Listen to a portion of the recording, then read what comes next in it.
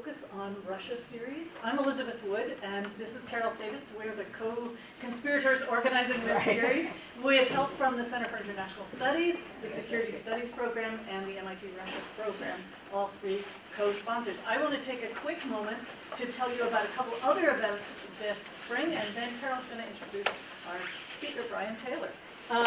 Two events coming up if there are MIT students and staff in the room. We're going to be celebrating the Russian winter holiday of Maslenitsa next Monday with Blini, and we could get that on our website, or I can give you information about that. It's for the MIT community. Then on March 14th, Michael McFaul, and there still is a stack of posters back there, and former ambassador to Russia, is going to be speaking from Cold War to Hot Peace. It's on Thursday, March 14th at 4:30 in 26100. Again, if you want to get on our mailing list, let me know and we can include you. And then on March 20th, Ilya Kukulin, who is not as well known as Michael McFaul, but I think and very worth listening to, a social and literary critic, cultural historian, is going to be talking about rap in Russia, performing sincerity, staging revolt, and arguing that from the 2010s, mid-2010s, rap has become a very interesting phenomenon in Russia. And so also let us know if you want to hear more about that talk. And then Carol is going to introduce Brian Taylor. It's really a great pleasure to introduce Brian Taylor, who is an MIT Ph.D. We should all cheer. He's one of ours. Brian and I have known each other for a good number of years. We were trying to figure out exactly how long. He is currently a professor of political science and the chair of the political science department at Syracuse University. He works on comparative politics and Russian politics, and he's going to be speaking about his book today, The Code of Putinism, and the books are for sale thanks to the Harvard Coop, actually, because the MIT Coop is moving this week. So the books are for sale in the back of the room if you are interested. He's written a lot about Russia. This is his current book. Previously, he's written State Building in Putin's Russia, Policing and Coercion After Communism. If I could speak, it would help. Other articles about the transformation of the Russian state and police state in Russia.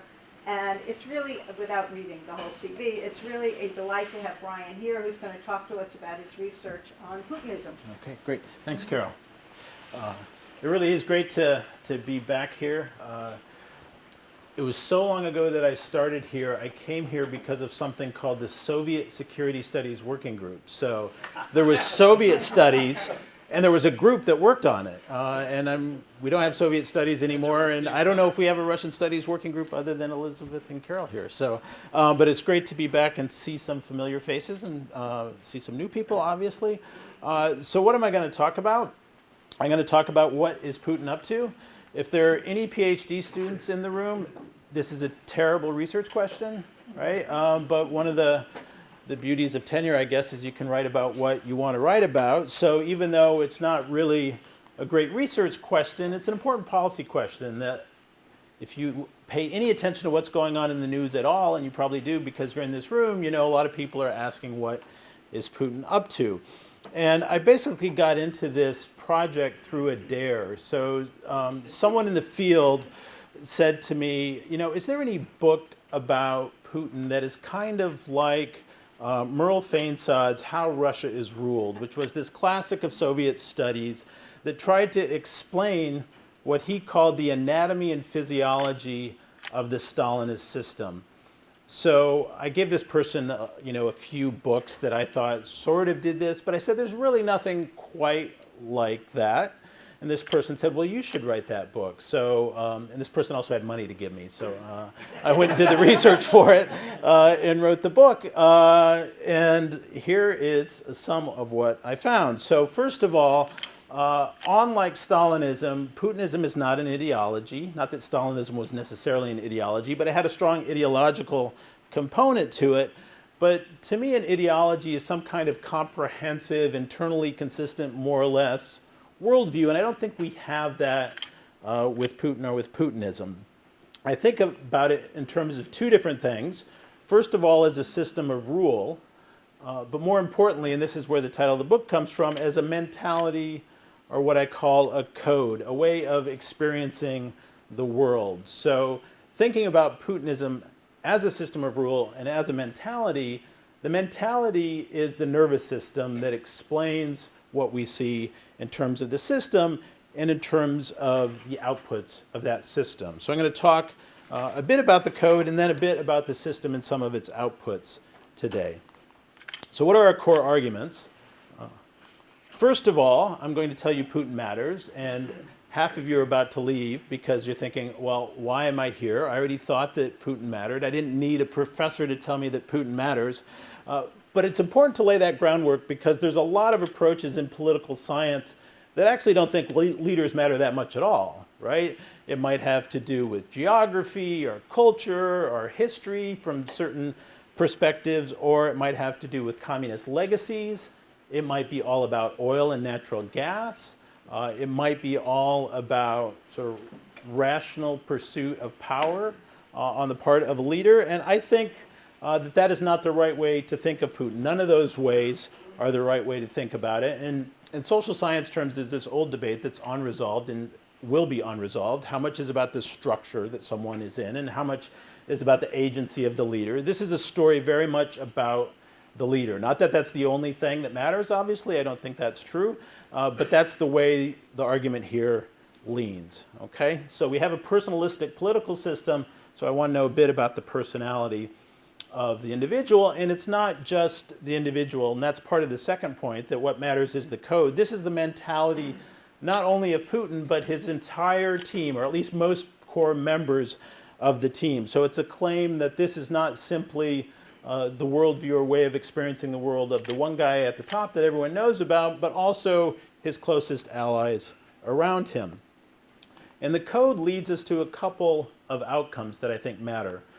First, we have what I would describe as underperformance at home, and I'll talk a bit about that. This is in terms of things like how the state is governed and the quality of Russian government performance, and also how it's performing economically. And it also leads to what I would refer to as over-ambition abroad, a foreign policy agenda that is seeking status beyond Russian resources. So those are the three core arguments that you'll see develop as we go along here, okay? For a long time, there was this assumption, I think, among many people in the Russian studies field that Vladimir Putin was a technocrat, a kind of cold-blooded, narrow rationalist, the ultimate pragmatist, operating within the limits set by the system to accomplish certain objectives, but the objectives were all kind of short-term, that there wasn't really any long-term vision. He was driven a lot by circumstances and what he could achieve within the circumstances that he faced. Starting with his return to the Kremlin in 2012 and then becoming even more prominent after 2014 in the annexation of Crimea, a different narrative arose about Putin as this kind of strident Russian nationalist. So one Russian scholar said in 2014, Putin has transformed himself from a pragmatist to an ideologue. I think both of those ways of thinking about Putin are wrong. Yes, there's pragmatism, and maybe there's a bit of ideology, but neither of those really define him. The Nobel Prize-winning economist Richard Thaler, who won his Nobel Prize for the part of the behavioral revolution in economics, he once said, in order to do good social science, you have to keep in mind that people are human. And thinking about what that might mean for thinking about Vladimir Putin, I sort of started with Max Weber, which may seem like an odd place to start. But Weber's, in my view, the greatest social scientist of the modern era. And in economy and society, and I'm going to give you sort of a thimble of social science theory here, okay, just a thimble, so bear with me if you didn't come for any theory. He laid out his argument in a piece of Economy and Society about the four fundamental motives of human action. And the first of these is instrumental rationality, and this is the way that most economists and most political scientists study humans. It's driven by calculations of how to get what you want, and it's very kind of instrumental. But Weber said that's not enough. You need three other things to understand why people do what they do. And the second he called value rationality, which I think is simpler to think of in terms of ideas or values. And this is also an objective that you want to achieve, but it's not necessarily just about instrumental gain. It's also about some higher commitment you have to a set of values or ideas. Okay, that's the second one. The third one is emotion, what Weber calls affect, but we can think of as feelings or emotions, which I think all of us would recognize in our individual lives, that it affects how we do things in the world sometimes. And Roger Peterson has written some great work on the importance of emotions and understanding choices people make. They're hard to study, but I think we need to foreground them as important. And the fourth thing that Weber referred to is habit. Okay, these sort of preconscious reactions to stimuli that you're not really necessarily thinking deeply about, but they are learned behaviors that are conditional responses to certain stimuli. So where do we go with this in terms of thinking about Putin? So what I tried to do in the book is lay out, based on studying the guy for 20 years and what he said and what the people around him have said and done and talking to lots of smart people in Russia, is figure out what's at the core of his mentality and the mentality of Team Putin. So in terms of ideas, I focus on a couple, and I'm not giving you the whole list here. There's about a dozen in the book, and I'm going to talk about 9 or so here. The core idea, I think the most important one, is that Vladimir Putin is a statist who thinks that it is important for Russia to have a strong state internally, a state that's stronger than society, and the good of the state is more important than the good of the individual. And also this strong state has to be strong internationally. So in Russian, these are two different words, one about statism at home and one about Russia, the state abroad, as a great power. And Putin thinks both of those things are important, and he thinks they're linked. So in 2003, he said, during those times when Russia ceased to be a great power, it also faced the risk of internal decay and collapse. So the two are logically linked in his mind. The third one here, anti-Americanism, that's a more contested one. And I don't have time in the talk, although I'm happy to return to it, to give you some of the evidence, I think, for this. But I think there's good reason to think, based on things he said very early on in his presidency, starting especially around 2003, 2004, that sees him as being at least very suspicious of the United States' role in international politics in a way that goes beyond some of the things we can recognize about U.S. behavior to things that we don't even see as part of U.S. behavior, but Putin understands as being ultimately directed by the West. So a vision of the U.S. in the world that's fundamentally hostile to Russian interests. So those are some core ideas. Habits, and I would say these categories can kind of blend together, right?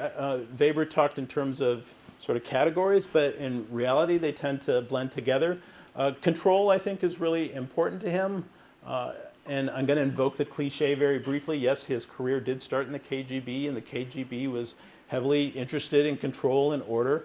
But I think it even goes prior to that, and we can see it as a teenager, as he gets involved in judo and the understanding of the importance of self-control. He has this narrative about how he turned his life around after he found judo and developed the impulses of control.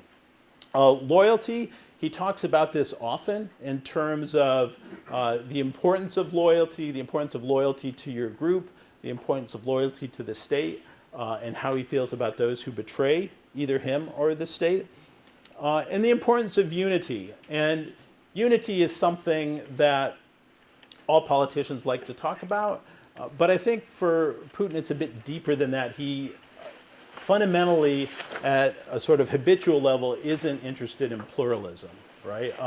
He thinks that if the state isn't unified and society isn't unified around the state, it will be detrimental to Russia's future.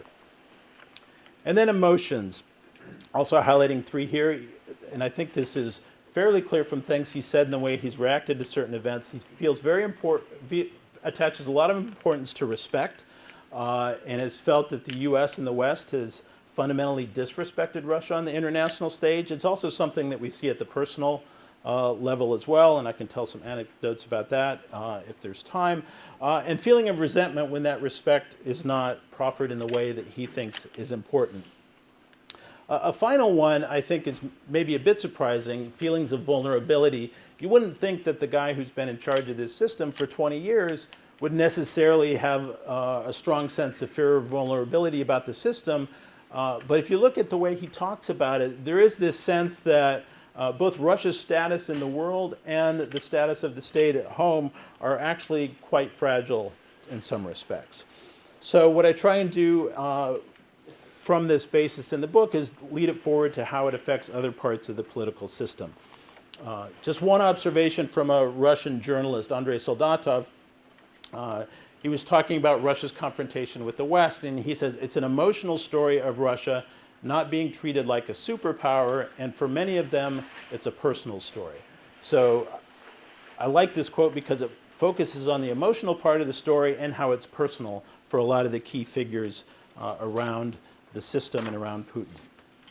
All right, so this is the code part of it. The other part of it is about the system. So in terms of domestic politics, we have an interlocking sort of formal structure that I call hyper-presidentialism, and then an informal system that I call clan networks, and I'll talk about those two in a second.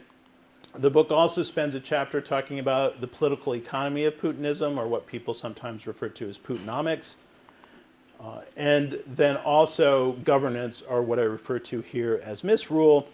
And then on the foreign policy side, the chapter in the book on foreign policy is called Punching Above Its Weight. It's something the Russian analyst Dmitry Trainin said to me that I think captures well Russia's position in the international system. But before getting to that, I want to talk about Putinism as a system. First, on the formal side, I call it hyper-presidentialism, and why it's called leashes and clubs will become clear in a second. So Russia has a constitution that most political scientists would define as super-presidentialist. It is that way because it was adopted in 1993 under Boris Yeltsin. Very strong powers to the president, while at the same time having a series of checks and balances in terms of both federalism and in terms of different branches of power. So Russia has a super-presidentialist constitution, but it didn't really have a super-presidentialist system under Yeltsin for a variety of reasons in terms of domestic restraints and his own weaknesses. When Putin came to power, he was determined to build an actual functioning super-presidentialist system. And in his programmatic document on the eve of becoming president, the clear emphasis was on Russia needing strong state power and it must have it. So leashes and clubs. I call this chapter Leashes and Clubs because I was having a discussion with a Russian political analyst, Masha Lippman, and she was talking about how the Kremlin has a series of leashes, some long and some short, depending on the circumstances. So she was talking about the media and about political parties and which were allowed a longer leash and which were allowed a shorter leash. And the club part of this story comes from something Vladimir Putin said very early on in his presidency, where he said, the state has a club, it has not had to use it yet, but when it does use it, it will use it and without mercy. So in the literature on electoral authoritarian systems, there's a lot of talk about how leaders use manipulation to control elections, to control judicial decisions and that sort of thing. That's kind of the leashes part of the story. But I think what is missing from some of those stories is the role of state coercion in the background as a way of constraining other actors in the system. So throughout his first two terms as president from 2000 to 2008, there were a series of actions that weakened the autonomy of the legislature and the judiciary in terms of the other branches of federal power, in terms of the regions, and in terms of non-state actors, independent media, political parties, NGOs, and the so-called oligarchs, economic actors. Each of these steps, I don't think, was necessarily a deliberately planned strategy in advance from the beginning. I think they were a reaction to circumstances. Some of these can be explained by simply the rational pursuit of power. I would not deny that. But I also think elements of the code, such as the importance of the state, some conservative ideas about the importance of the collective versus the individual, habits of control and unity, and feelings of vulnerability meant that at each fork in the road, Putin and the people around him made a decision that led to greater constraints on other actors in the political system outside the executive branch. one of my favorite Vladimir Putin quotes, and I'm one of those geeks who has favorite quotes of leaders, right? And one of my favorite ones is in 2007, a reporter asked him about the system of rule he'd created in his first 2 terms as president. And Putin said, look, we went through a really deep structural crisis after the collapse of the Soviet Union, and we found we had to do a lot of things in the operation mode of manual steering, okay, where we had to control things from the center to make sure that the system continued to work. And the reporter asked, well, how long are we going to need manual steering? And Putin said, well, another 15 or 20 years, which would put us in the mid-2020s, right? But I think that's kind of the way he sees the system. It's too fragile for institutions to run on their own, so it needs a lot of control from the center. So the Russian sociologist Olga Kristianovskaya, who's one of their leading scholars of the elite, back in 2007, so this is now 12 years ago, was talking about how the system had changed during Putin's first 2 terms. What is disorder in the eyes of a man in uniform? The Duma is not subordinate to the presidential administration? Disorder. Political parties wanted something? The mass media talked about something? All of this is disorder that must be liquidated. And they liquidated it. In 7 years, the Chekists refer to people who have a background in the secret services, the KGB, have completely changed the political system in the country, not changing one letter of the Constitution, which was true at the time that she said that. Okay? So it's not that there was a deliberate plan to build this hyper-presidentialist system, but each decision, sort of driven by the code, led to this outcome. The second part of the system is the informal part of the system. The series of networks among different clans and how they compete for resources within the system. So Gleb Pavlovsky, who's a Russian sort of political consultant, we'll call him, I guess, political manager, he once said that Putin is both president of the formal system and he's boss of the informal system. He has this dual role. And it was clear from Pavlovsky's discussion that the second role, right, the boss of the informal system, is the more important one. Now, it's not unusual in many political systems for these informal ties among actors to be at least as important as the formal structures put in place by the Constitution. And it's certainly not unique in Russian history for these kinds of ties also to be very important. So one of the questions that you should always ask, and a Russian journalist told this to me in Novosibirsk, he said, you always have to ask, whose person is this? Right, when you're looking at a particular actor in the system. And one of the things that Putin excels at is managing the different clans and how they interrelate with each other. It's no surprise to people who follow Russian politics when you see that there are many people in the top of the Russian political system who, like Putin, have their backgrounds in the KGB and or started their careers in St. Petersburg, where Vladimir Putin grew up and started his career. During his first term as president, there was this joke in Moscow. Guy's riding a tram, and he turns to the guy next to him and he says, do you work for the KGB? Or did you work for the KGB? Do you work for the FSB? The guy's like, no. He said, do you work for the Kremlin? The guy says, no. He says, are you from St. Petersburg? The guy says, no. He's like, all right, then get off my foot. Okay. All right. So a lot of these people came along with Putin because he prized loyalty. This is a network map of the connections at the top of the Russian government. And I should say I did not do this. A Russian sociologist did this. But there are a couple things to call your attention to besides the obvious, which is Putin is the center of the system, and the size of his circle indicates his importance, and then the network ties are there. It's that this map was done in 2011. At that time, Vladimir Putin was not the president of Russia. He was the prime minister of Russia. There was this other guy that you might still remember, Dmitry Medvedev, who was president of Russia at the time and is still prime minister.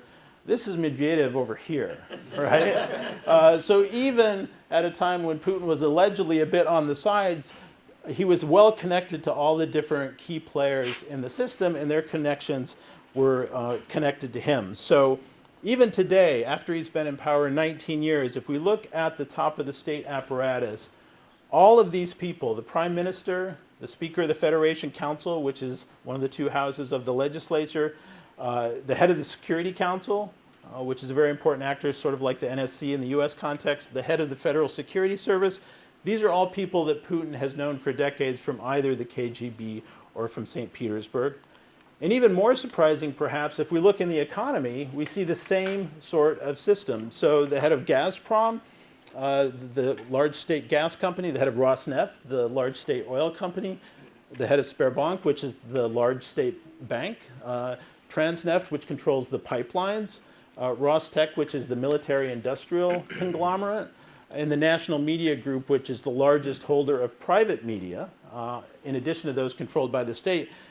These are all held by people that Putin knows for decades from either the KGB or St. Petersburg or both. So you have putting all of his people in power because loyalty is very important to them, and he trusts them to run the system in a way that he sees as necessary. So you'll recall at the beginning I talked about how on a dare, basically, I was supposed to write the modern version of how Russia is ruled, which I should have run from because no one can be Merle Feinside, but I decided to take on the task anyway. And one of the conclusions, once we get further into the story, is that this is a story as much about misrule as it is about rule. So the combination of this hyper-presidentialist system with this interlocking informal system of clans and networks tends to lead to misrule and weak governance. So he weakened the rest of the formal institutions in the system outside the presidential administration and the Kremlin. And a lot happens in the regime of manual steering. But the guy can't do everything, right? I mean, he's got to sleep and he's got other interests that he has to attend to. So when the manual steering's not happening, there's a lot of slippage. There's a lot of drift on issues and decisions. And there's lots of corruption where people are using the resources of the state for their own private interests. So this is just one way of looking at misrule. So let me walk you through this. The World Bank has a worldwide governance indicators project that they started in 1996 where it looks at 6 different dimensions of governance in all countries around the world. So political stability, rule of law, control of corruption, government effectiveness, voice and accountability, and quality of the regulatory state. They score every country on this every year or two. It's changed over time. And then I took all those figures and I summed them together to get a single governance score for each country. And this tells us a couple of things. So one of the things the World Bank does is they group countries by income. When Putin became president, it was a lower middle income country. It quickly moved to upper middle income country. And then from 2011 to 2014, it actually was a high income non-OECD country. It's dropped again since then to the upper middle income level. But one thing that political scientists know is that the strength and quality of governance in a state is often very highly correlated with economic wealth. It's not that surprising why that would be the case. So Russia has, for most of Putin's rule, been either an upper middle income or high income country. And compared to those, Russia far below those two sets of income groups. In addition to that, Russia is in this club with Brazil, India, China, and South Africa, referred to as the BRICS, which it sees as its peers in the international system. And if we take Russia out from that group of countries, that's why it's called the BRICS here, so Brazil, India, China, and South Africa, Russia also underperforms quite a bit relative to those countries. And Russia is actually the richest in terms of per capita GDP compared to those other 4 countries. So we see it lagging behind countries that you would think would be its natural comparison set. The one other thing that you see in this graph that I think is interesting is you see very little change over time. So one of the things that you hear about Vladimir Putin is he's restored the strength of the Russian state. In some ways he has. But in terms of how the government functions and works, at least according to World Bank estimates, and they put these together from multiple data sources, we haven't seen much change over time. All right, what about foreign policy? Why do I say, quoting Dmitry Trenin, that Russia is punching above its weight? So as a starting point, 2 of the main drivers of a country's power in the long run in the international system are its population and the size of its economy, right? Russia, by those two measures, is weaker than any time it's been in the last 300 years. So 300 years ago, there was this guy named Peter the Great in charge of Russia. And at that time, Russia was roughly 4% of the world economy and 4% of world population. We see a fairly steady climb up to 1900, okay, in terms of population. Then some things happened in the middle of the 20th century that you all know about that led it to bump along, right? GDP, it keeps going up until really the 60s and 70s, where it becomes 10% of world GDP. And I should make clear that this figure is about the Russian Empire, the Soviet Union, and post-Soviet Russia, right? Okay, so we're talking about different sets. But in 1991, when the Soviet Union collapses, we see also this collapse in these two measures because half of Russia's economy and half of its population all of a sudden is part of independent states. And then we see the trend since then, a bit of bopping around in terms of GDP and population in terms of projections from the UN on a steady downward climb in terms of its percentage of world population. So Russia is now less than 2% of world population and less than 2% of world GDP. Yet here everyone is in this room wanting to figure out what's going on in Russia. So even though its GDP is the size of Italy's or Canada's and its population is the size of Bangladesh, we're talking about Russia. So in that sense, Russia is punching above its weight.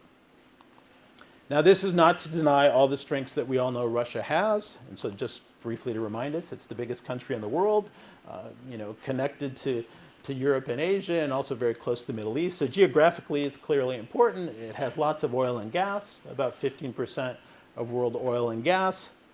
Has lots of nuclear missiles, very important. And it has a rich history and cultural tradition. So it does have all these strengths in its favor, and we shouldn't deny those. But if we look at just... Veto on the Security Council. And they have the veto on the Security Council, yes, not inconsequential. But given its basic demographic and economic power, in some sense, Putin has done quite well with the cards that he has in terms of keeping it in the center of world conversations. Now, to get Russia in the centerpiece of these world conversations, according to one Russian journalist, Putin has become a kind of Bond villain.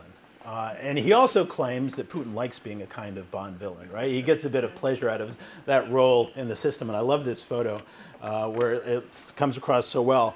I actually don't think that Putin thinks he's the Bond villain, right? He's not, what's the guy's name? Ernst Stavro Blofeld, the bad guy in many of the early Bond films.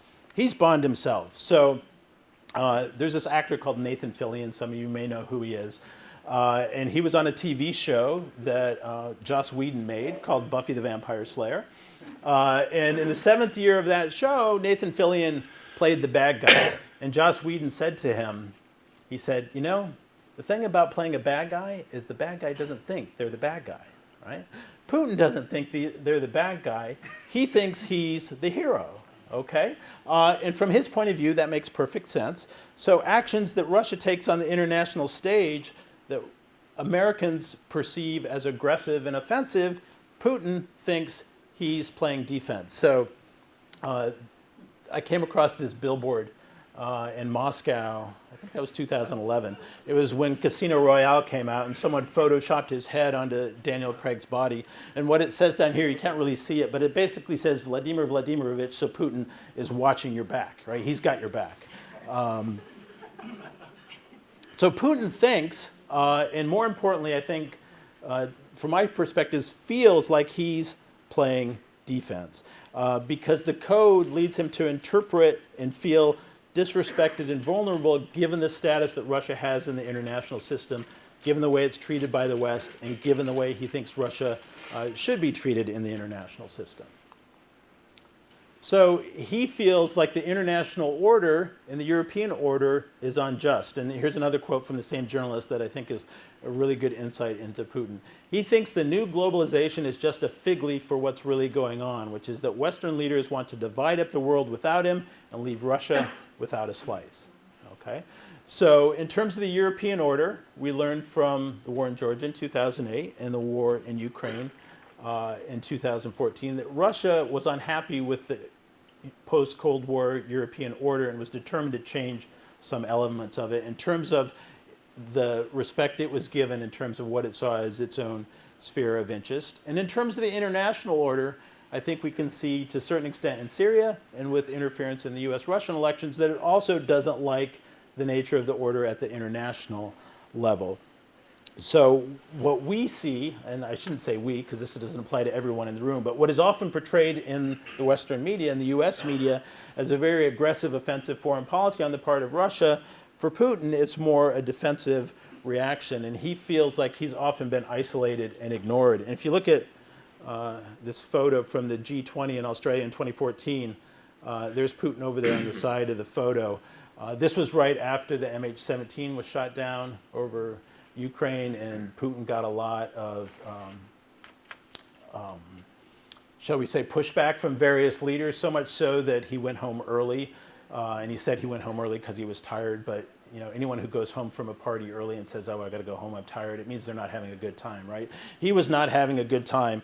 And this photo reminds me of nothing more than a wedding photo in which someone shows up with a new boyfriend or girlfriend, and you put that person on the edge of the photo just in case you have to Photoshop them out at the end. So Putin's over here on the side, and he wants to be at the center of the conversation, and he managed to reassert himself into the conversation in a big way in Syria in 2015. So what would be a better international order from Putin's point of view? One more fair to Russia in respect to its status in the world. He made this very clear in his speech at the UN in 2015, where he opened the speech with the long discussion of the great achievement of the Big Three at Yalta, where they created the conditions for international peace and security going forward for the next half century.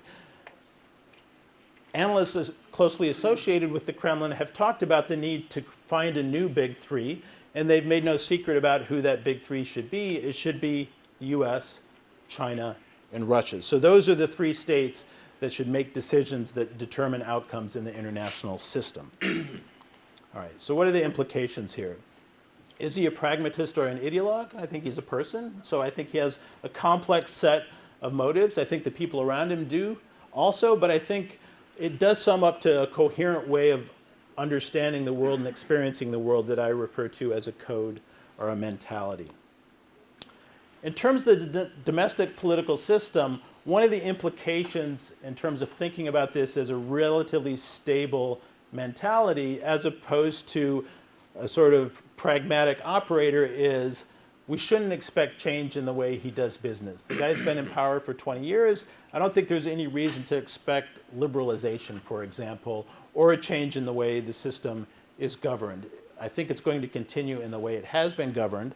At the same time, we do know, I think, I would defend this claim, that a decade of economic growth that averages out to less than 1% and 5 years of declining living standards inside Russia has meant that pressure for change is starting to grow. And we will see how that develops over the next 5 years, but it's already reflected in his lower approval ratings in the last year or so, and it's also, I think, reflected in all the maneuvering that's going around about what happens when Putin is supposed to leave power in 2024. I think this is going to be a very difficult term for Putin as president, his most difficult yet.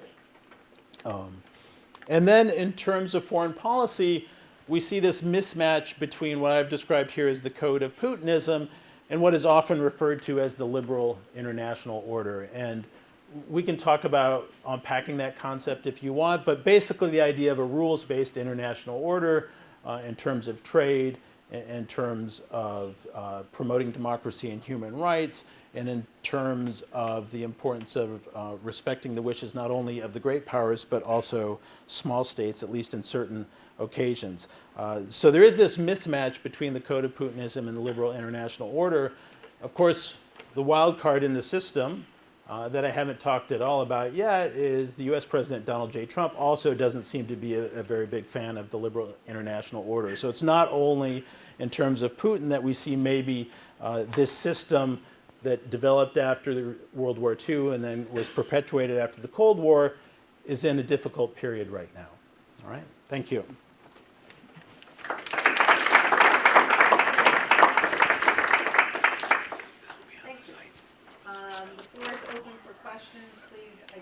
yourself and don't make a speech and ask a question. Dmitry Gorenberg, Yeah. Harvard. So go back to something you said very early on. You mentioned this idea that, maybe this question, I guess, of to what extent has Putin changed over time, right? And I wanted to sort of, you didn't really come back to it, so I wanted to sort of get your thoughts a little bit on, to what extent is this code something that's been constant throughout, the almost 20 years of Putinism, versus to what extent has it evolved as he's learned, adapted to the environment, et cetera, and as a sort of a second part of that, to what extent is it something that's unique to him and his sort of cohort versus something that's sort of a continuing for Russian leadership over a longer time period, at least in the post-Soviet period? Okay, great. Two great questions. So on the first one, obviously I'm more on the stability side of the issue than the change side of the issue. It's not that I don't see change, but I think what's more important is a relatively fixed mentality rather than the sort of permutations over time. Having said that, the argument I make in the book is that the code isn't really cemented until around 2003, 2004. And there are a series of things that happen both internationally and domestically that lead it to take root in that time period. So this includes things like the arrest of Mikhail Khodorkovsky in the Yukos affair in 2003, which I think showed the strength of the status on the economic side versus the liberals who had been sort of running the show the first couple of years. I think the Iraq War was important for disillusioning Putin with the prospects of doing a deal with the U.S. after 9/11. I think Beslan was hugely important there, the terrorist attack in Beslan. And if you look back at the very brief speech that Putin made after Beslan, one of the curious things he says in that speech, he doesn't talk about Chechnya at all, right? He doesn't mention Chechnya. He says, they wanted to rip a juicy morsel from us. Others are helping them. They're helping them because of our nuclear weapons. So the they who's ripping the juicy morsel are the terrorists. And the others helping them, I think it was pretty clear he meant the United States. And then 3 months later, you have the Orange Revolution in Ukraine, the first of two Orange Revolutions, one might say, in which a rigged election led to protests, led to a new election, and the victory of the so-called Orange forces, the more pro-European Ukrainian forces. And Putin believed quite strongly that the U.S. played an important role in that outcome there. So I think those things together led him to become more convinced than he had been before that the West was out to get him, in the United States in particular. And I also think he was just growing in confidence in terms of his ability to run the system. There's this anecdote, which is only an anecdote, so I don't know if it's true, but the story is that Igor Sechin, who is now the head of Rosneft, very close to Putin, worked in the presidential administration then. In 2004, when Putin's second term started, they replaced the prime minister, this guy named Mikhail Kasyanov, who'd been someone associated more with the Yeltsin liberal forces. They replaced him with someone whose background was in the KGB. And allegedly, when Kasyanov was shown out of the Kremlin, Sechin said to him, "Thank you for showing us how to run the country. We've got it from here." Right? So I think in that time period is when this crystallizes. Now, there are obviously changes after that point, but I'll leave it at that for now. Now, in terms of how much this is about Putin and his team versus sort of Russian leaders in general, and one might even say Russian society, I think one of the best counter-arguments to my argument, which is very much about the personality of the leader and the people around him, is that he is broadly popular in Russia, not only because information about alternative sources is cut off and things like that, but because he in some sense embodies Russians' hopes and fears and feelings, that this resentment about the West is a societal phenomenon, it's not just a leadership phenomenon, right? This feeling that Russia deserves the status of a great power is not just a leadership phenomenon, it's a societal phenomenon. And I think that's definitely true. But I don't think the impulse comes, first of all, from society. I think the elites changed on this issue before the masses did, and then the elites used control over the immediate to perpetuate that vision among the masses. I'm not saying the masses are suffering from self-conscious or from false consciousness. I think these are deeply held beliefs, but I think if we look at the timing of things, and if we look at opinion polling, it was the elites who got resentful first, and who felt like they needed to change the system in a different direction than it had gone under Yeltsin. Okay? You, yes. Yeah, thank you for a great talk. I'm Liam, I'm a second year Ph.D. at Harvard. So you mentioned the Yalta conference, which is a model for this, it's something we would like to see. And you also said that he links statism and great power status. So that to me kind of poses the question, does he see the Soviet Union as this glorious moment for Russia, or how exactly does that fit into his vision of history? Yeah, so one of the other great books, I shouldn't put it this way, one of the great books about Putin is the biography. That was terrible. That was terrible. All right. One of the great books about Putin, but that didn't quite do what I tried to do in this book, which is why they gave me the money to write the book, is Mr. Putin by Fiona Hill and Cliff Gaddy. Fiona Hill is now Trump's Russian Eurasia expert at the National Security Council, and they break Putin's personality into 6 components, and one of them is the history buff, right, the historian. And very early on, Putin had a rather complicated vision of the Soviet past that he would talk about, and he rehabilitated to a certain extent the whites from the Civil War. So there were a series of outreaches to the immigrant community and talking about 1917 as a tragedy, but that both sides, deserve some, maybe not support, but at least recognition for what they were trying to achieve. I think over time, and this would maybe be one element of change in terms of Dima's question, is the other parts have gone into the past or into the background a bit, and the Soviet period has become more prominent. And there's a book called The Long Hangover by a journalist, Sean Walker, that talks about the importance that World War II has taken in the sort of vision of Russia's past that Putin wants to promote. So we see a much stronger sort of Soviet fixation in the way they talk about Russian history than we did see at the beginning of it. But they do want to connect it together into a longer narrative about Russian greatness that both precedes the Soviet period and persists after the Soviet period. Okay. Yeah. So I wonder if you could say a little bit about Putin and the European Union. Yeah. And if you want to talk about Trump and the European Union, that'd be good too. Because I kind of have a theory that maybe their affect to the European Union rises from similar impulses. Okay. Who's they? The Russians? You mean? Yeah. Oh, Trump and Putin. Yeah. Oh, yeah. Okay. Yeah. So, at least initially, the European Union was not really seen as much of a problem as NATO, right? And they spent most of their time, and this is shared across the Russian elite political spectrum, talking about NATO expansion and the evils of that. And there was even in that conversation an attempt to say, well, maybe EU enlargement is okay, but not NATO expansion. We'll differentiate between the two. That's gone away, right? The EU is seen as just as much of a Trojan horse of the West as NATO. In fact, it's more like a Trojan horse, right? Because it pretends it's a gift, but it's really a weapon. Whereas NATO, it's more clear what the weapon part of the story is.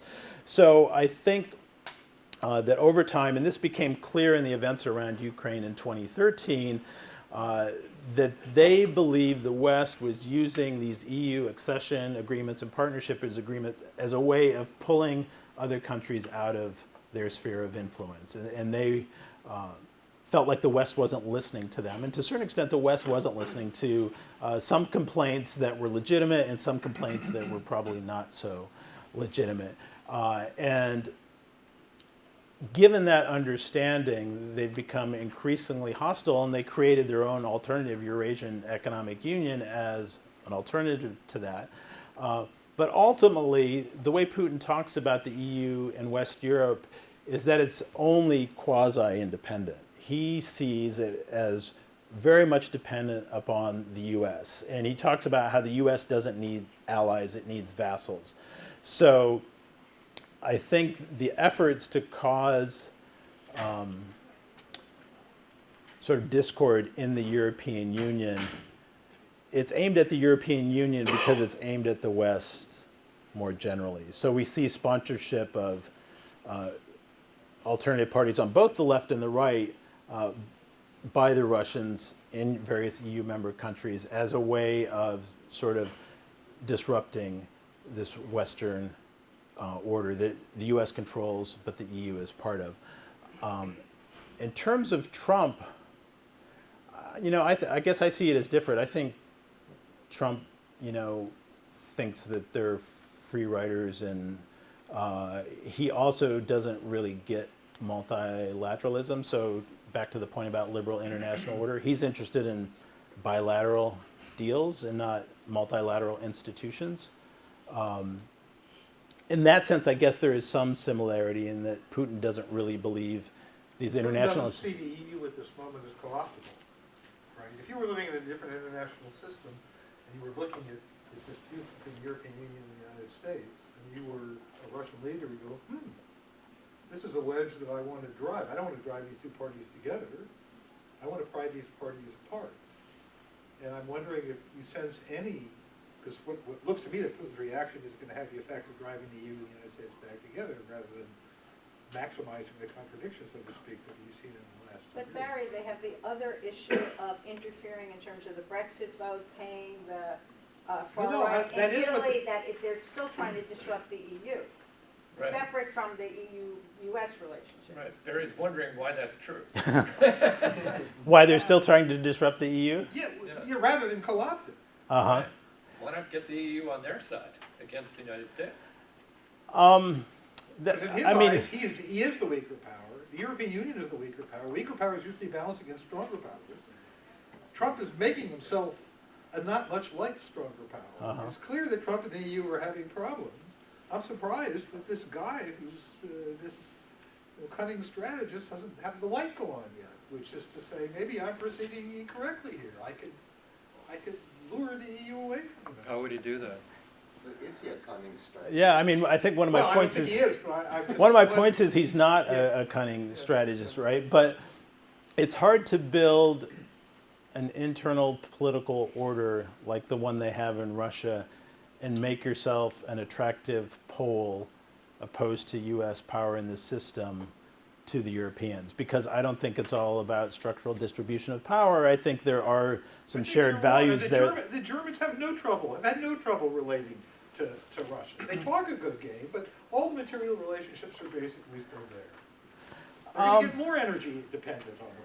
Well, I don't think that's fair to Angela Merkel, who I think helped rally the EU in support of sanctions after Crimea and Ukraine and the MH17 thing. And if you look at her speeches on the issue in 2014 and 2015, and even what she said directly, when she went for the 60th anniversary of World War II in Moscow, she said, we have a new international order in which these depredations against other countries and the changing of borders is not legitimate. So pursuing the foreign policy that Putin has pursued is not simpatico with, I think, the way people like Merkel see the international system. So there are plenty of Germans who are willing to make money off Gazprom and things like that, including their former prime minister, Gerhard Schroeder, right? But I see the values disconnect here being too great, and I don't think they see an attractive sort of pole. So they're more pole, P-O-L-E, right, in terms of polarity. They're more interested in disruption than they are in co-option, and I think the proposal that they should really try and co-opt the EU is a non-starter, given the nature of their political ordering, given the way Putin sees the world. So, yeah. You have a question? Yeah, hi, thanks. Yeah. James here in Cambridge. You talked about, a number of times you used the phrase something like, Putin believes, Putin believes. Now, with Yeah. Ukraine, you did actually touch on whether there's any basis for that belief. And I think that's important. Is there or is there not a basis for some of those beliefs? For example, in Ukraine, do you think, is there evidence, and what kind of evidence is there for the sort of interference that you say he believes. Mhm. I'm somewhat agnostic on that, but I'd be interested to hear you. And it's related to a larger question, which it's sort of Putinism versus the liberal international Right. order. Now, whether or not this really explains Putinism, is there not plenty of evidence that this liberal international order is, in many respects, a fraud?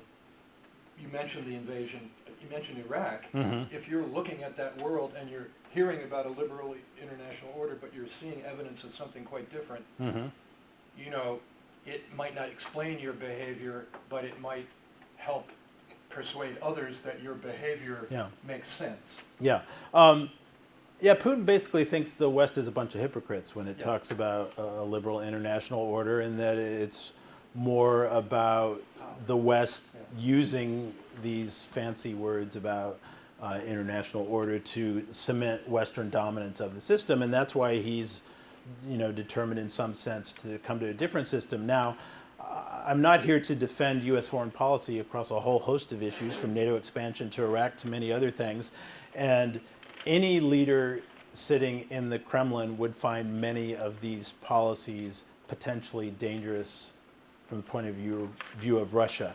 But I think it goes a bit further in the case of what I see as Team Putin. First of all, there's a very strong view that when the West talks about a liberal order, not only in terms of international politics, but domestic politics, that's all fake too. So when the U.S. or the EU gives money to NGOs that are doing a whole range of things, right? From setting up domestic violence shelters to working on local environmental issues, up into election monitoring and party building, all of that stuff is even more of a Trojan horse. It's presented as a gift, but it's really a weapon to undermine Russia from within. And they believe, I think sincerely believe, that that's the strategy that the U.S. has pursued in places like Ukraine, in places like Georgia, and that sort of thing. So I don't think Putin really, in his heart of hearts, believes that revolutions are things that happen due to domestic conditions in this or that society.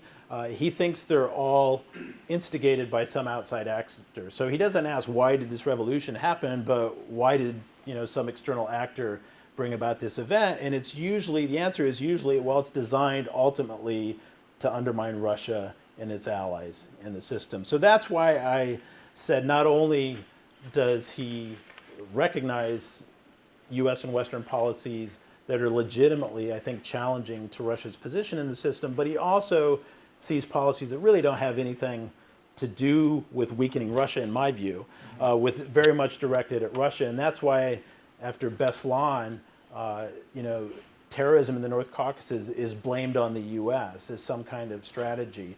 And that's why, after the events in Kiev in 2014, which I think were driven almost entirely by domestic Ukrainian politics, he says Americans in the West, like scientists experimenting on rats in a laboratory, didn't know what they were doing. So I'm willing to buy like 50 to 75% of the critique of U.S. hypocrisy in the liberal international order, but I think the other 25 to 50% comes from this specific mentality and doesn't actually reflect U.S. or Western policy. So. Hi, Taylor Field from SSP at MIT. So thanks, this is fascinating. Just as a side note, the framework I think could maybe be applied to Xi Jinping. Oh, okay. There you go. But the ideas, a lot of the ideas, habits, maybe not all the emotions are very similar. Perhaps it's why they get along. I guess my question is, or two questions, but they're sort of on the same theme. Like, what's the self-assessment? Like, does Putin think it's working? More respect and more stability, more greatness. And then what seems to be missing, or maybe just to have a chance to talk about it, is no sense of making Russia richer again.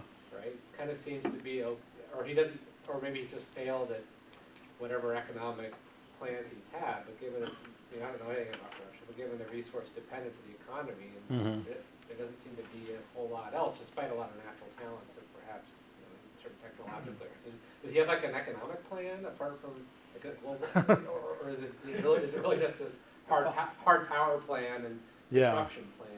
And and he's not going to really worry about kind of making Russia richer and greater in that sense. Yeah. So let me take this second one first in terms of the economic plan. I mean, I think he understood from the beginning that for Russia to claim a bigger role in the world, it needed to reverse the economic collapse of the 1990s. And he listened to a bunch of economists who had some ideas about how to turn that around. And some of the things they did mattered, and then some of the things that they had nothing to do with, like a rise in global energy prices, also happened at roughly the same time.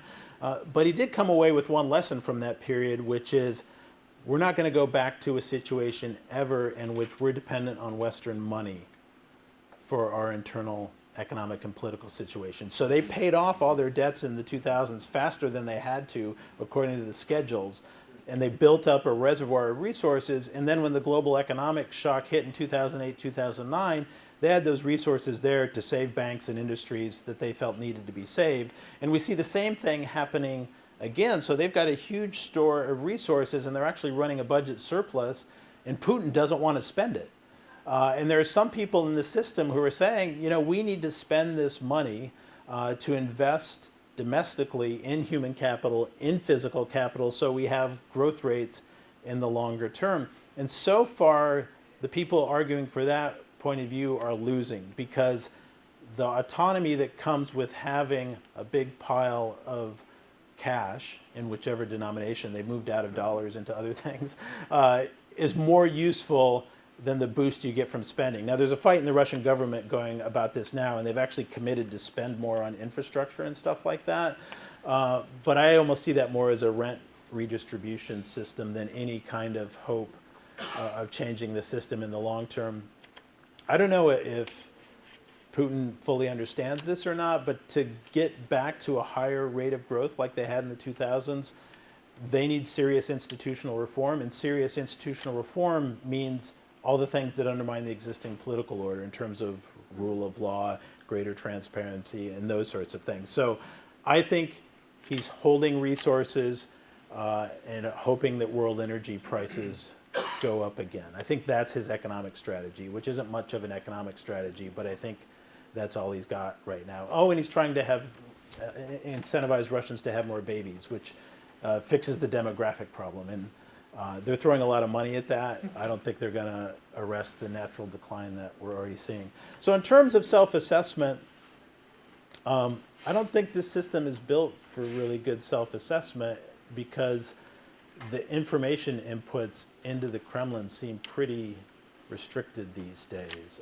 And talking to people in Russia, they say, you notice that Putin makes a lot more mistakes in public statements than he used to. He used to seem to be extremely well informed, and in some ways he is still extremely well informed, and he does do his homework, but things appear in his statements now more frequently that clearly have no basis in fact. And you're wondering, like, who told him that? And why did they tell him that? There was this great example from the Oliver Stone documentary where he went and did a series of interviews with Putin. And Putin at one point, he pulls out a phone and he's like, let me show you this video of us hitting ISIL, targets in Syria. And this went online, and people looked at it and they're like, that's from a video game, and we know which video game it's from. I don't know which video game it's from, because I'm not a gamer. But it was, and so lots of questions arose, like, who gave that to Putin and told him that was Russian troops? Was there no one else who could tell him that wasn't what he was seeing, right? So there are some concerns that the system is maybe, starting to suffer from the tightening of control at the top. So. Yes. I have a question about how the code of Putinism, and specifically the system of leashes and clubs that he introduced, changed the role of the military and other uniformed services in Russian politics, because there seems to be a dynamics of first exclusion of the military from the politics, and then reshaping its role. So could you just comment? Yeah. So this is actually back to my first love. I wrote my dissertation here at MIT on the military in Russian and Soviet history. The military is much more important to Putinism now than it was at the beginning, I think. But I think that's largely for foreign policy reasons. It's been quite successful in many important ways in Syria. And they put a lot of money into the military over the last 10 years. Dmitry Gornberg has written a lot about this, and it's been a fairly successful rearmament program. And it matters also for domestic legitimation, but I don't think it matters in terms of domestic control. They have a whole separate set of agencies that are responsible for that. There's the Federal Security Service, there's the Investigative Committee, there's the police, and there's this new thing, the National Guard. It's called Rosgvardia, the Russian Guard, which also is controlled by another Leningrad KGB guy. Zolotov's his name. So they've built an internal repression system, which is the club.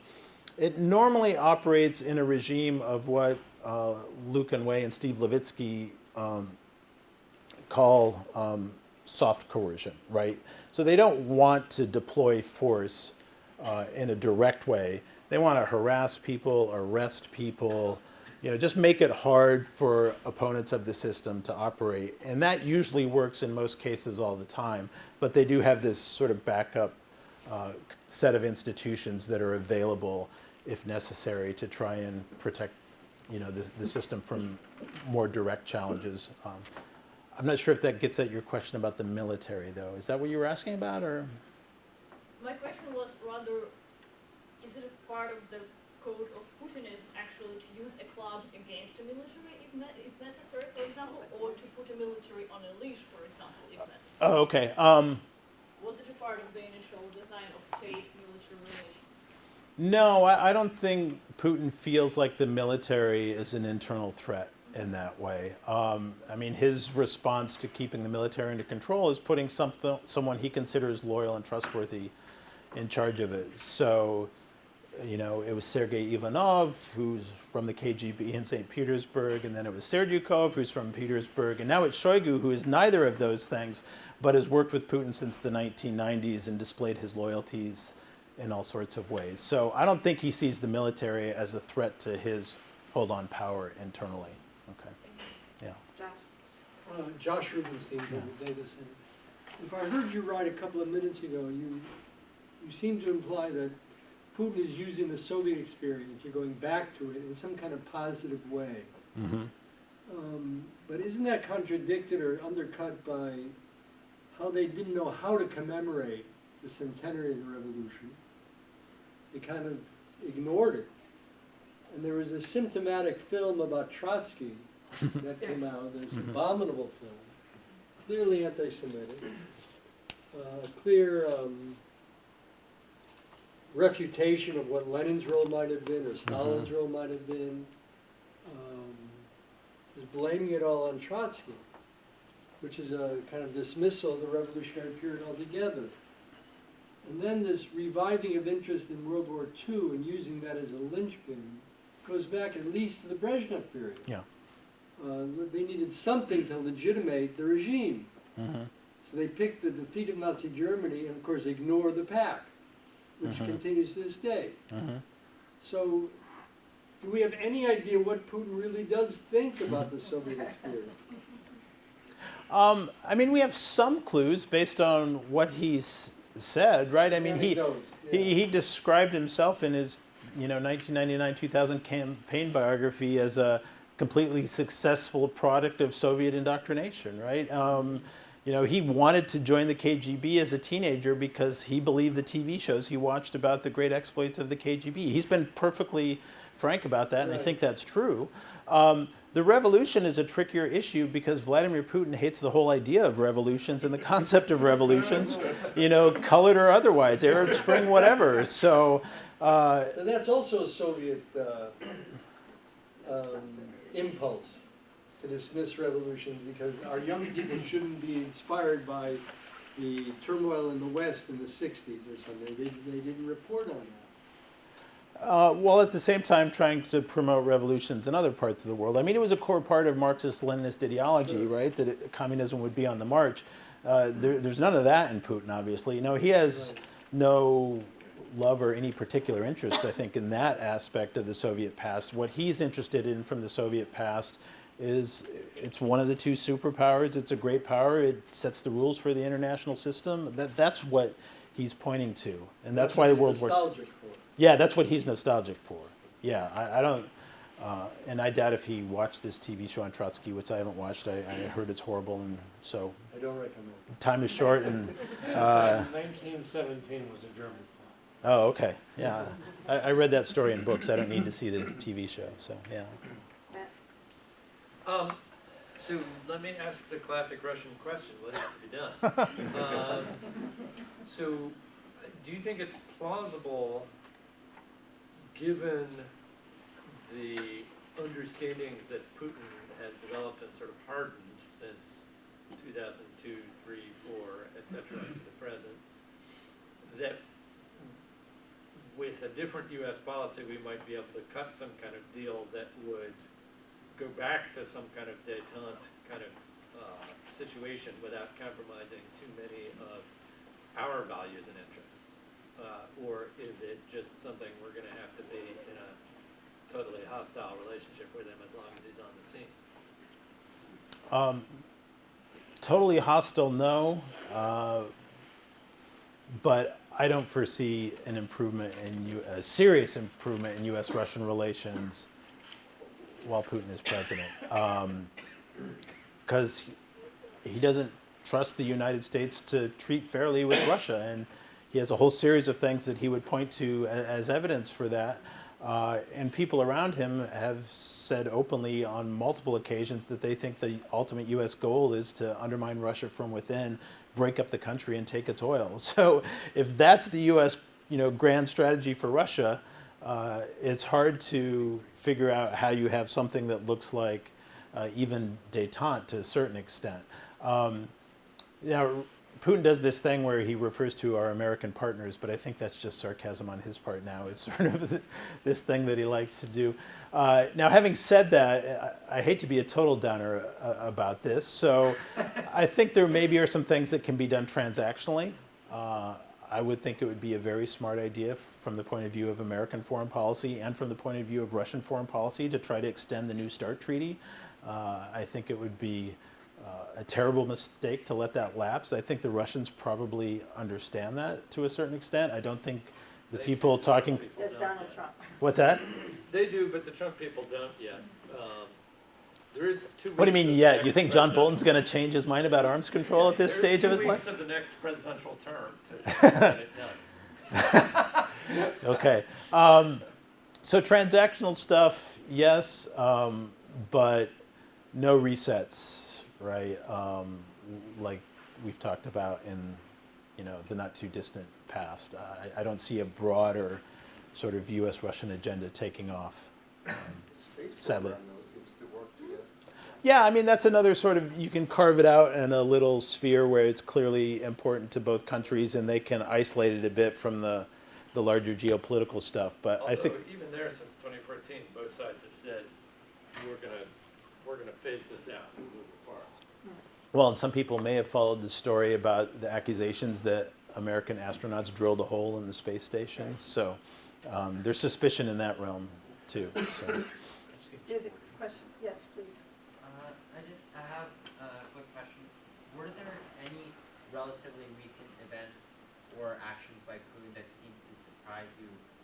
And by that I mean run contrary to your ideas Oh, okay. of the code. That's a great question. It's basically, how would you know that you're wrong? So let me think of some examples about how I would know I was wrong.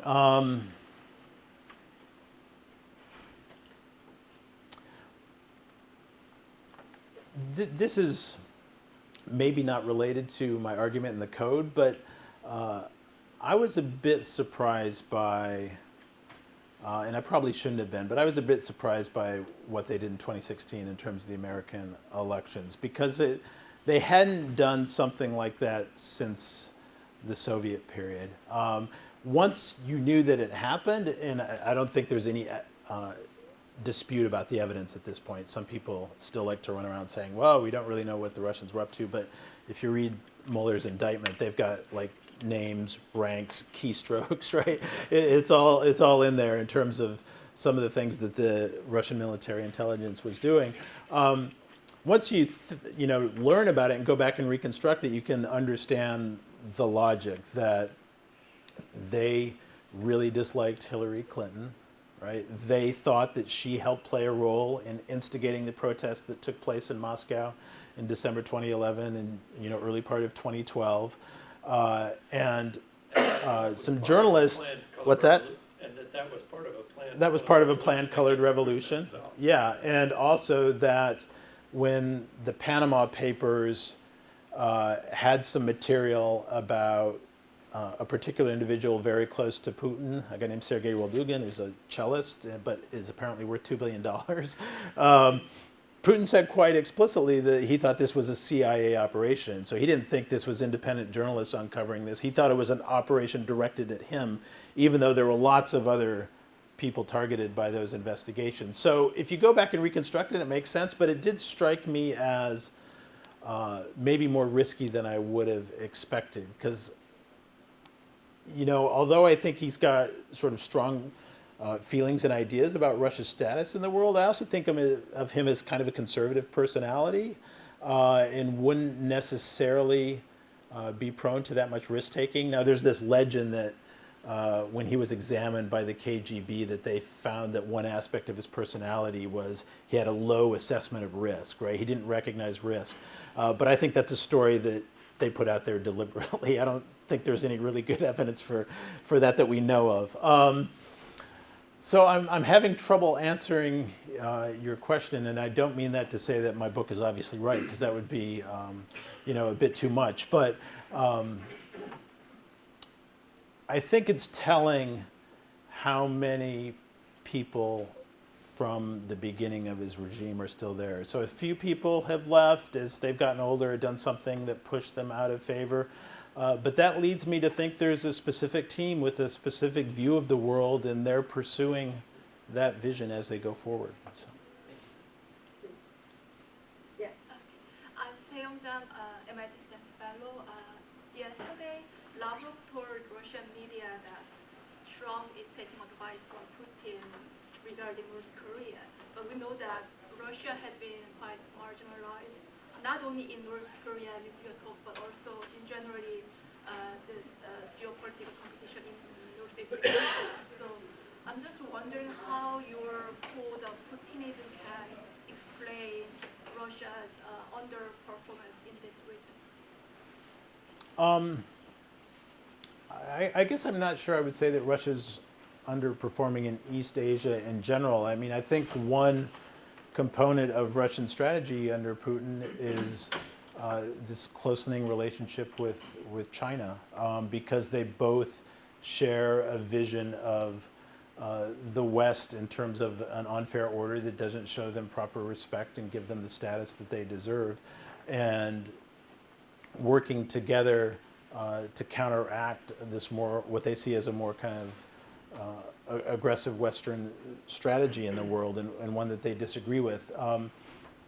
In terms of the piece of the question about Trump in North Korea, I think there was just this anecdote which seems to be well sourced, that the U.S. intelligence community told Trump about Chinese or North Korean missile development, and he's like, no, I don't believe that, because Putin told me they didn't have those capabilities, right? But it hasn't been part of the six-party talks broke down in when, Taylor, 2009, something like that. Yeah, well, or even a bit earlier, but yeah. Yeah, so in that sense, it hasn't been playing a prominent role in the direct discussion since then, but it does pursue a somewhat active policy. I mean, it's been talking to the Japanese more in recent years about trying to solve the Kuril Islands dispute. I don't think they're ever going to get there. I just don't see those two areas overlapping. But they did use the dialogue around it as a way to try and push forward certain ideas about the retreat of American military power in Japan, which was useful for them. So I think, and he does see the Far East as an important region for future development. Putin does. They actually have a ministry devoted to East Asian and Far Eastern development. So it is a priority for him. as a way of counteracting, this Western dominance of the international order. I guess that's what I would say. I wouldn't say that they've got a weak strategy towards East Asia, but it is the case that I think the thing that matters most to the Russian political elite is the West, and they define themselves where they stand in relation to that. Okay, so that is still fundamentally true, that's the most important game for them, but they see opportunities to do things in East Asia that will strengthen their hand in that respect. So. I'm Chris Keithley, a fellow here at SSP. He's been doing this manual steering for probably most of my life, and so my question is, how sticky is it? When he leaves, what wheels come off this? What do we have to deal with? What's your sense of all that? Because he's not going to live forever. So what's Putinism after Putin? Yeah, is there Putinism after Putin? I have no great insight into when he will leave. I don't think it's out of the question that he actually might step aside in 2024. I wouldn't say that's impossible. If he believes that he's found a way for the system to persist without him, I think he's looking for that. But my hunch, and I'll make a prediction here, and then in 5 years you all can tell me I'm wrong, is that he's going to figure out a way to stay in some important capacity because he doesn't trust anyone else to be as effective as he perceives himself as being. But he's not going to live forever, and just because he thinks he's going to stay in that position forever doesn't necessarily mean it's going to happen. I mean, if we look at personalistic regimes sort of cross-nationally around the globe, the most common outcome is the personalistic ruler dies in office. Okay, that happens 40% of the time. But there's 60% of other things that happen. Some is a designated successor, some is a challenge from within the elite that overthrows the person in charge but keeps more or less the existing system in place, and sometimes there's a breakdown or revolutionary outcome. And I wouldn't necessarily discount those as options because Russia is, where did I put the clicker down? Here it is. Russia is uniquely authoritarian for how wealthy the country is. Not that I think Russia is destined to be a democracy or anything like that, but I do think absent Putin, it would probably have more pluralism in the system than it does now. So in 2014, these are the countries that were authoritarian and, according to the World Bank, a high-income country. Most of them are Arab state, petrostate monarchies, right? And then you've got Equatorial Guinea, the world's purest kleptocracy, which is like 1.5 million people. Russia obviously has a lot of oil, but with 140 million people in a highly educated, highly urbanized, in some sense, modern society, it's uniquely authoritarian. So I am still, I guess, in the medium term, somewhat optimistic that post-Putin there will be some elements of liberalization, not a flowering of democracy overnight, and probably something more like we see in some of its neighbors, which Russians might not appreciate, but something like Georgia or Ukraine or Moldova that's not an established democracy, that has plenty of corruption, but still has more pluralism in the system. Elections happen and you don't know in advance who's going to win. Not all television channels are controlled by one key actor, and that sort of thing. So that would be the sort of Eurasian trajectory I would expect absent Putin. Not like Russia becomes a democracy or Russia becomes a fascist dictatorship, but Russia becomes a muddling kind of mixed, system, but still with plenty of governance problems. I don't think those are necessarily, cured instantly. But that's what I would guess going forward. So neither sort of shiny future nor catastrophe, but something more kind of muddled. So, thanks for a great talk. I hear an inherent tension between two elements of the system. Okay. One is the super-presidentialism, and one is the clans, the informal clans. And I'm wondering if in Russian people talk about dogs fighting under the cover, under the Under the rug. Under the rug. Yeah. How do you think, because this is also the question of where does your system break down? Where can it be proved false? And so I think if we take something like the killing of Nemtsov, right? There's many theories of who killed Nemtsov, why, how. I'd be curious if you think there are moments when you've been able to see visibly how Putin deals with these clans, how he combines his code with what is surely, I mean, some of them are really thuggish, not guys we would want to have relationships with. What's holding it together, those two pieces together? Well, I think one of the things, and Olga Krishtanovskaya said something like this to me, you know, in the U.S. system you have institutional checks and balances, and here our checks and balances are clans.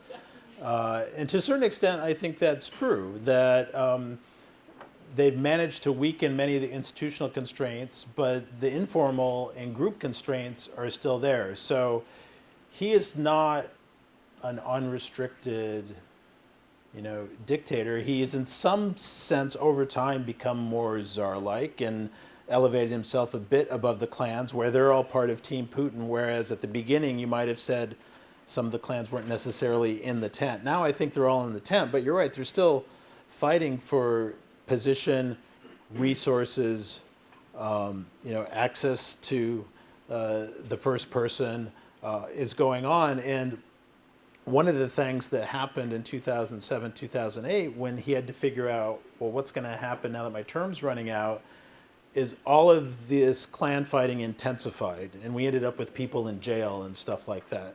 So I presume we're going to see something similar as we get closer to 2024, because most actors in these different clan networks start with the assumption that if Putin is removed from the system, there's going to be a much more vicious fight for power and succession than with him in the system. So there'll be pressure on him to stay, not only because of his own internal beliefs, but also because all the other key actors would like him to stay. Now there may arise a figure who decides, no, I can run this, right, and make a bid for that position, but you know, balancing logic would suggest all the other clans would see that person as a threat and therefore try and strengthen Putin if that sort of challenge arose. And if we look at sort of Henry Hale's work, those sorts of challenges only happen when someone's a lame duck with low popularity. And constitutionally, Putin is a lame duck, and his popularity is going down, and he is getting older, which is one of the reasons I think we're going to see even more disturbance in the system than we saw in 2007, 2008, when the economy was growing at 7% a year, and the guy was 16 years younger than he'll be in 2024. So I think we should end on that note. We should definitely thank our guests. Thank you very much. This was Thank you.